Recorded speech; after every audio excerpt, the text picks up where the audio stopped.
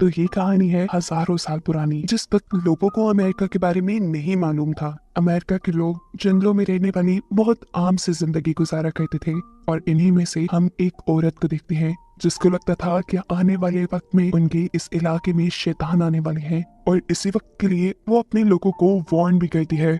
लेकिन कोई उसकी बात नहीं सुनता, और आखिर वो दिन भी आ जाता है जिस दिन के बारे में ये औरत अपने लोगों को वार्न किया करती थी। समुद्रों के रास्ते वाइकिंग इनके इलाके में घुस आए, जिनका बड़ा सा जहाज देखकर ये औरत डर गई। वो इस जहाज को एक मॉन्स्टर, एक जानवर समझ रही थी। खैर, अब जब वो इस टूटे हुए जहाज के अंदर जाती है तो उसके अंदर लोगों की लाशें थी, और साथ ही में एक बच्चा भी जो कि काफी डरा सहमा लग रहा था। उसके हाथ में एक तलवार थी जिसके बारे में ये औरत नहीं जानती थी, लेकिन फिर भी वो इस बच्चे के खौफ को महसूस कर लेती है और फिर उसे प्यार करके रिलैक्स करते हुए अपने कबीले में ले आती है। ये लड़का इस कबीले के लोगों से बहुत अलग था, इसीलिए कबीले के लोग उसे अपने साथ रखने से मना कर देते हैं, लेकिन फिर इस औरत के सिर पे वो इस बच्चे को अपने साथ रख ही लेते हैं। इन लोगों ने इस बच्चे का नाम केल रखा। पहली रात केल की यहाँ बहुत मुश्किल से कटती है। उसे एक डरावना ख्वाब आता है, जहाँ ख्वाब में वो अपना पास्ट ही देख रहा था। उसके डैड एक वॉरियर थे, साथ ही में एक जालिम इंसान भी। उन्होंने अमेरिका आते ही यहाँ के कबीले के मासूम लोगों को बेदर्दी से मार डाला। उन्होंने किसी पर भी रहम नहीं किया, ना औरतों पर ना बच्चों पर। और ये सब देखकर छोटा केल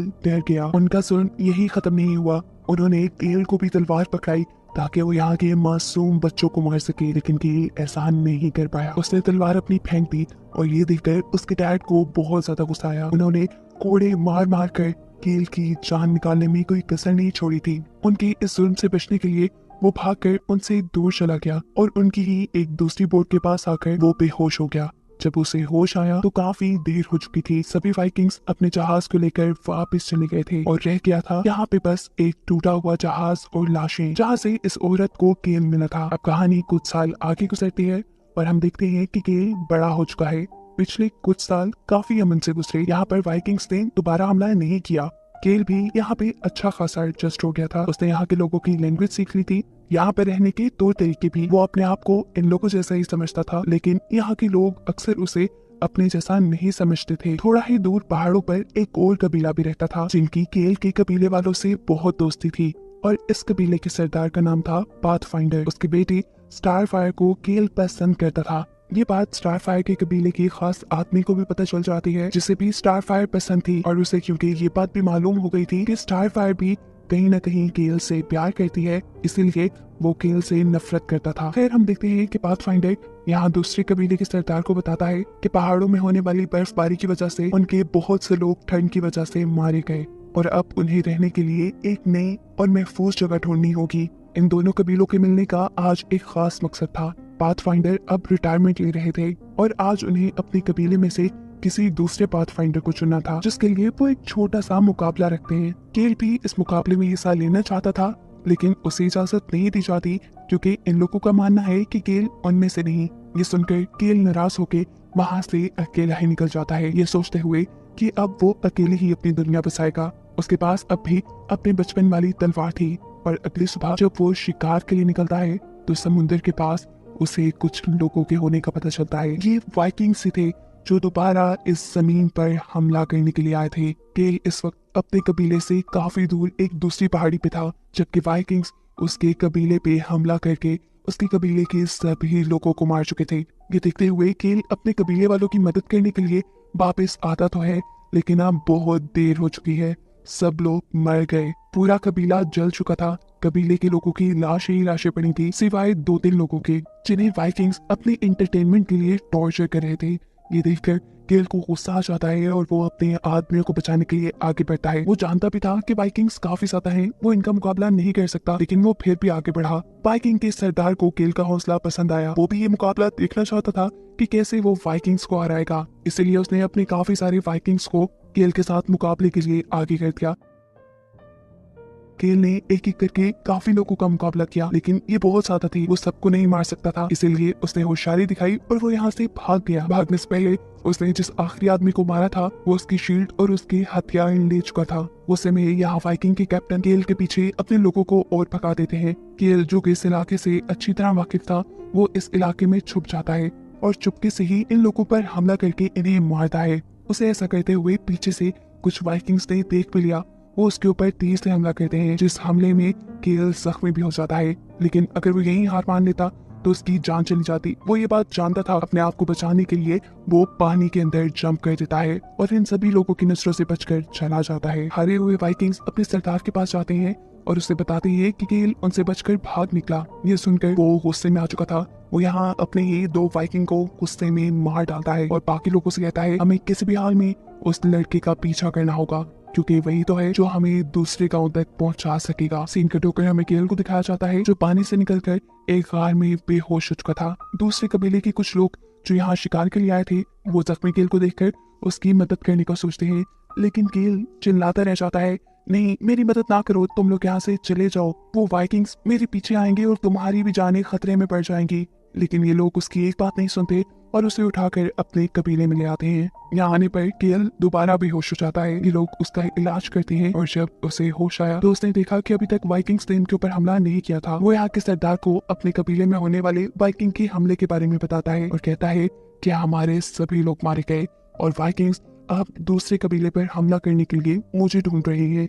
जितना जल्दी हो सके आप लोग इस इलाके को छोड़कर चले जाएं, नहीं तो आप लोग की जानों को खतरा हो सकता है। अब इनके कबीले का वो आदमी जो केल को पसंद नहीं करता था, वो जोश में कहता है आने दो उनको, हम उनके साथ लड़ेंगे, उन्हें खत्म कर देंगे। तब यहाँ केल अपनी तलवार निकालता है और एक ही बार में उसके हाथ में पड़ी हुई स्टिक तोड़ देता है और कहता है उनके पास ऐसे हथियार हैं जिनके बारे में हमने कभी सोचा भी नहीं। उनके हथियारों के आगे हम टिक नहीं सकते। अक्लमंदी इसी में है कि हम छुप जाए। कबीले के लोग उसकी बात नहीं मानते और अब मजबूरन वो अकेला ही इस कबीले से निकल जाता है।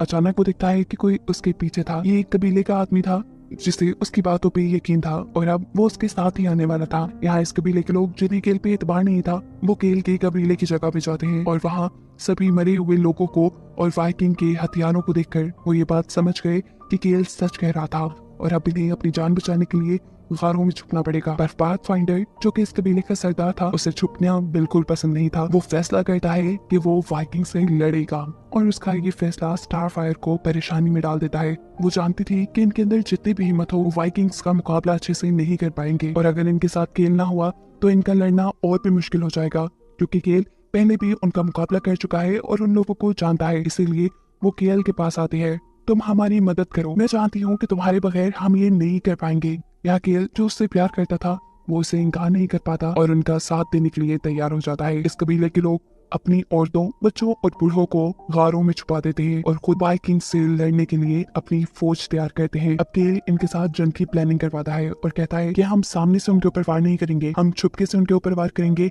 ऐसे ज्यादा से ज्यादा लोगों का मुकाबला कर पाएंगे। उसकी स्ट्रेटेजी पे चलते हुए इन्होंने बाकी काफी सारी वाइकिंग्स को मार दिया, लेकिन फिर इन लोगों से एक गलती हो गई। ये लोग अपने ही बिछाए जाल में खुद ही फंस गए और लग गए वाइकिंग्स के हाथ। वाइकिंग्स तो जालिम थे, जितने लोग उनके सामने आए बेदर्दी से उन्होंने सबको मार डाला। काफी लोगों को मार देने के बाद जो लोग बचे उन्हें वाइकिंग्स ने बंदी बना लिया। वैसे ज्यादा लोग बचे भी नहीं थे। पाथफाइंडर, स्टारफायर, केल और कुछ और ही लोग जिन्हें अब इन लोगों ने एक बंदी बना लिया था, वो केल को देखकर फौरन पहचान जाता है कि वो इन लोगों में से नहीं। उसे एक कहानी भी पता थी कि पहले भी वाइकिंग्स इसी जगह पर आए थे और काफी सालों पहले वाइकिंग्स के सरदार का बेटा यहाँ इसी गांव में रह गया था। वो केल को देखकर पहचान गया, हो ना हो ये हमारे मास्टर का ही बेटा है। वो उससे कहता है मैं चाहता हूँ तुम एक वाइकिंग हो, तुम्हारे अंदर वाइकिंग्स का खून है, इसीलिए तुम हमारा साथ दो, हमारी मदद करो और हमें और कबीलों के बारे में बताओ। लेकिन जब केल उन्हें मना करता है तो उसे ब्लैकमेल करने के लिए ये लोग पाथफाइंडर को भी मार डालते हैं। इन्होंने जब स्टारफायर को मारने की धमकी दी तो मजबूरन केल को उनकी बात माननी पड़ी। वो उनकी मदद को अब तैयार हो चुका था और ये सुनते ही स्टारफायर उससे नाराज हो गई, क्योंकि केल अब वाइकिंग्स को वहां ले जाने वाला था जहां स्टारफायर कबीले के बाकी लोग छुपे बैठे थे। लेकिन असल बात ना वाइकिंग को मालूम थी और ना ही स्टारफायर को। वो तो वाइकिंग्स को धोखा दे रहा था, उन्हें गुमराह कर रहा था। वो उन्हें पहले उसी बर्फीले कबीले के अंदर ले जाता है जो जगह ये लोग छोड़कर आगे पहाड़ों में रहने लगे थे। रास्ते में जब वाइकिंग स्टारफायर से बदतमीजी करने की कोशिश भी करते हैं तो केल सबसे लड़कर इस लड़की को बचा लेता है। ये देखकर वाइकिंग के सरदार को गुस्सा तो आता है, लेकिन वो केल को इस चीज की सजा नहीं देते, जो कि कहीं ना कहीं उनके दिल में केल के लिए हमदर्दी थी। वो केल को अपने ही जैसा वाइकिंग समझते थे। कबीले में पहुंचने के बाद उन्हें यहाँ कोई आदमी नहीं मिलता।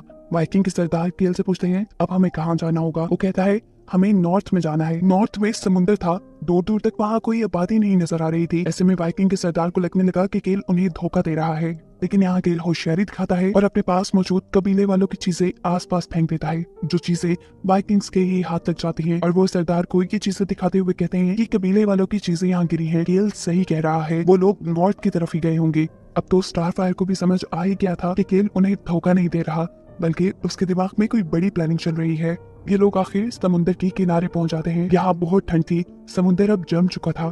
केल सब लोगों से कहता है कि हमें मुड़कर जंगल के रास्ते दूसरी तरफ जाकर कबीले वालों के पास जाना होगा, क्योंकि बर्फ बहुत पतली है, यहाँ पर गिरने और मरने का खतरा है। जो सुनकर वाइकिंग के सरदार गुस्से में आकर उससे कहते हैं, तुम क्या हमें बुज़दिल समझते हो? हम भी यही सजाएंगे। असल में यही कमजोरी तो उनकी केल को पता थी। वो जानता था कि यहाँ आकर वाइकिंग्स पीछे नहीं मुड़ेंगे और फिर बर्फ में फंस कर मारे जाएंगे। अब वो क्योंकि खुद रास्ता दिखा रहा था, इसीलिए वो बहुत आराम से चलते हुए इस बर्फ को पार कर लेता है। लेकिन थोड़ी ही आगे जाने पर बर्फ के पतले होने की वजह से वो यहाँ गिर जाता है। बर्फ के टूटते ही यहाँ बहुत से वाइकिंग्स भी पानी में गिर चुके थे। एक वाइकिंग जिसने स्टारफायर को अपने साथ बांधा हुआ था, वो भी पानी के अंदर ही गिर जाता है। जैसे जैसे वो डूब रहा था, वो स्टारफायर को भी अपने अंदर करने की कोशिश करता है। पानी में डूबा हुआ केल जब स्टारफायर की आवाज सुनता है तो वो उसे बचाने के लिए वहां से बाहर निकल आया। उसे स्टारफायर की जंजीर तोड़कर उसे बचा लिया और ये लोग समुद्र को पार करते हुए आगे बर्फीले पहाड़ पे पहुंचे। इन लोगों को अभी भी केल की चाल का पता नहीं चला, क्योंकि यहाँ का रास्ता यहाँ पे रहने वाले पहले कबीले वाले लोगों ने ही बनाया था। इसी पहाड़ों के रास्ते से ये लोग आगे बढ़ने लगे, लेकिन चलते चलते एक वाइकिंग वहां से स्लिप होकर नीचे समुद्र में गिर गया। ये देखकर वाइकिंग के सरदार ने सबको कहा कि वो एक रस्सी से अपने आप को बांध ले, ताकि अगर उनमें से कोई एक दो गिरने भी लगे तो बाकी उसे बचा ले।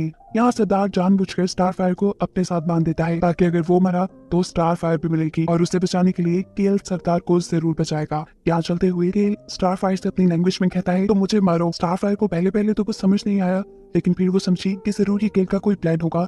वो यहाँ जोर जोर से केल को मारना शुरू कर देती है। केल को पिटता देखकर वाइकिंग के सरदार को गुस्सा आ जाता है। वो स्टारफायर को एक थप्पड़ मारती है और फिर केल को एक चाकू देते हुए कहते हैं, इस लड़की को जान से मार दो। केल भी ये चाकू पकड़ लेता है, लेकिन वो स्टारफायर को मारने के बजाय सरदार से बंधी स्टारफायर की रस्सी फेंक देता है और फिर यहाँ से एक पत्थर उठाकर बिल्कुल आखिरी वाइकिंग की तरफ फेंकता है। इस पत्थर के लगने पर वो वाइकिंग डगमगाकर गिर गया। उसके साथ रस्सी से बंधे लोग भी एक एक करके नीचे गिरने लगे। इससे पहले कि वाइकिंग का सरदार भी नीचे गिर जाता, वो अपनी रस्सी को काट लेता है। अभी भी उसके साथ केल बंधा था। जैसे ही रस्सी से बंधा हुआ आखिरी वाइकिंग यहाँ पहाड़ी से नीचे गिरा, तो उसके गिरने के झटके से केल और सरदार भी नीचे गिरने लगे। लेकिन पहाड़ पे लगे एक दरख्त को पकड़कर इन्होंने अपनी जान बचाने की कोशिश की।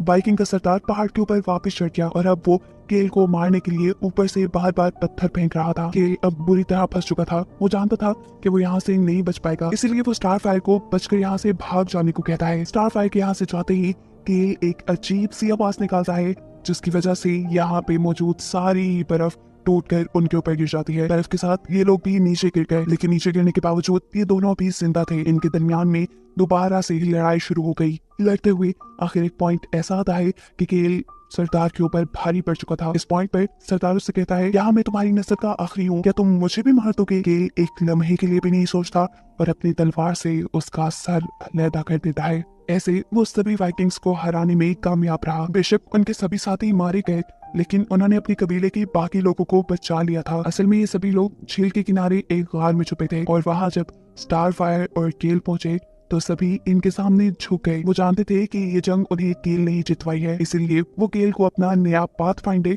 यानी नया सरदार बना लेते हैं। इन लोगों ने केल को अब दिल से एक्सेप्ट कर लिया था। पाथफाइंडर यानी केल और स्टारफायर की भी शादी हो जाती है।